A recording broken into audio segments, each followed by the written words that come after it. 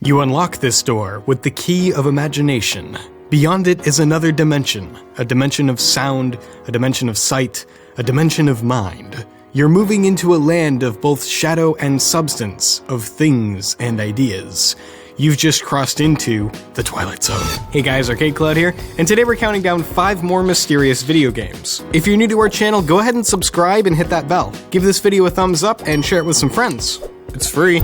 Number 5, Super Mario Galaxy 2. Galaxy 2 was a 3D action platformer released on the Nintendo Wii back in 2010 before being subsequently re-released on the Wii U eShop in 2015. It was a sequel to the popular Super Mario Galaxy, and in typical Mario form is centered around the hero saving Princess Peach from the evil clutches of the Koopa King himself, Bowser. The game was received incredibly well by basically every gaming publication out there, receiving no score lower than 9.25 out of 10, with some reviewers saying it was the best Wii game to ever have been released. And I kind of agree with that to an extent. You might be beginning to wonder why a critically acclaimed Mario game is on a list of mysterious games, but that's because there's a spooky mystery hidden away in Super Mario Galaxy 2, and it all starts with the Shiverburn Galaxy. This galaxy is found in World 5 and can be unlocked by acquiring the first Power Star from the Space Storm Galaxy. What makes the Shiverburn Galaxy so special in comparison to everything else in the game? In the background of the galaxy, 3 mysterious figures can appear if you turn to the left and go into the first-person camera mode. You'll find the figures on the top of the cliffs above you. They look like creepy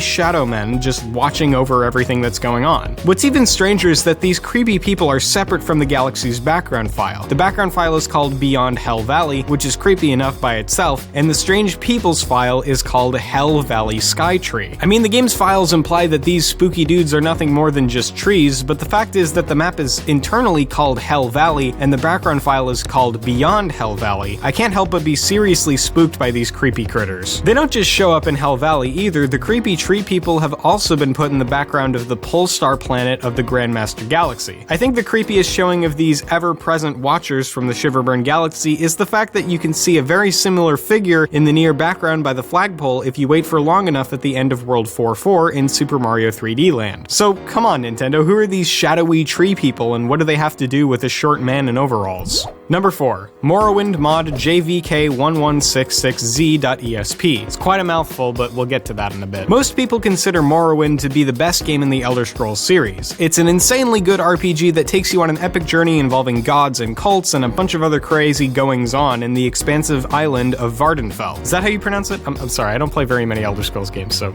crucify me in the comments, I don't care. Of course, the fans of such a popular game wouldn't be content to just let it die after completing the game. It has a thriving community where users mod the game to add all sorts of custom quests and characters and weapons and armor. But there's a legend that ripples through the Morrowind community of a terrifying mod that can drive players quite literally into the hands of madness. The mod in question first appeared a couple of years ago and was originally believed to be nothing more than a virus. This was because when the game loaded with the mod installed, it would freeze on the title screen and then corrupt all of the save game files, ruining everything that you had already done before adding the mod. But that's not where our story with this mod ends. In fact, that's just the beginning, because it was soon discovered that if you ran the game through a software called DOSBox, which is something that lets people play older PC games on modern computers, the mod would now suddenly work. This is no happy, epic weapon and armor mod. When you start the mod up for the first time, all of the main characters are already dead. If you stay in one spot for too long, your health slowly begins to fall away. If you let yourself die, a new character reveals himself. Players called him the Assassin. The Assassin was human,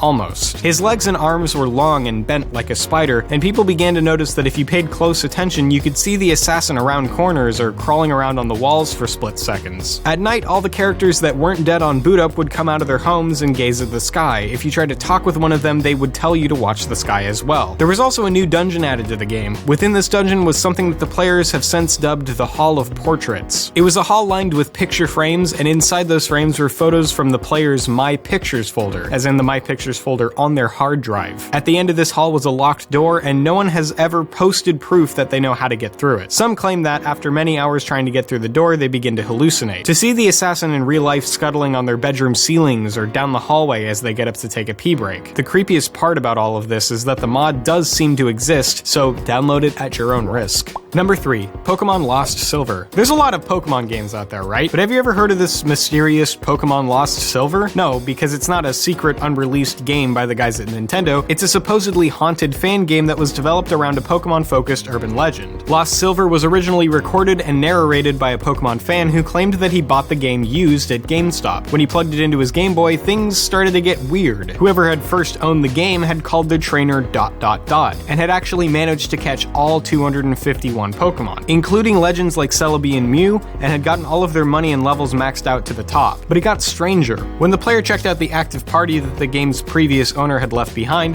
they found 5 unknown and a Cyndaquil. The unknown Pokemon that basically looked like letters of the alphabet spelled out the words leave, and the Cyndaquil was named Hurry. When the narrator booted up the game, he found himself trapped within a silent and still version of Gold and Silver's Bellsprout Tower. He used flash to illuminate the area, and the room became bathed in a haunting red glow. Further along, the Cyndaquil dies. That's right, dies. It doesn't faint, it literally just dies. The unknown spell out more messages like dying and no more, and eventually you fight the Pokemon trainer from Red and Blue with a tortured Pikachu and Celebi using Perish Song and Destiny Bond to bring each other down. By the end, ...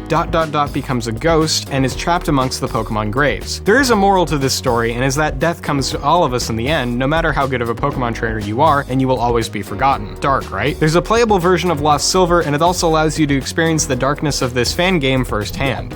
Number 2, Lsd Dream Emulator. LSD, also known as Lsd Dream Emulator, isn't a drug. Well, okay, LSD is a drug, but in this case we're talking about the seriously weird video game for the PS1. It came out in Japan on October 22nd, 1998, and is labeled as a surrealistic exploration game that was developed and self-published by Acemic Ace Entertainment. The game is supposedly based on a dream journal that an artist at Acemic Ace kept for over a decade. Hiroko Nishikawa's journal was also put on sale alongside the game, and since its release has earned a sizable cult following because of how weird it is. In this game there's no goal, no combat, only exploration and walking around the completely random environments. This game is insane. On one playthrough you might see a conga line of giant elephants disappearing into a tiny pit, other times you may encounter the closest thing to a villain in this game, the Gray Man. The longer you play the game, the worse it gets, steadily becoming more and more bizarre, with the Gray Man appearing more often. It was said that one person played the game so much that the random elements became so distorted that every texture was just replaced with glitchy blackness.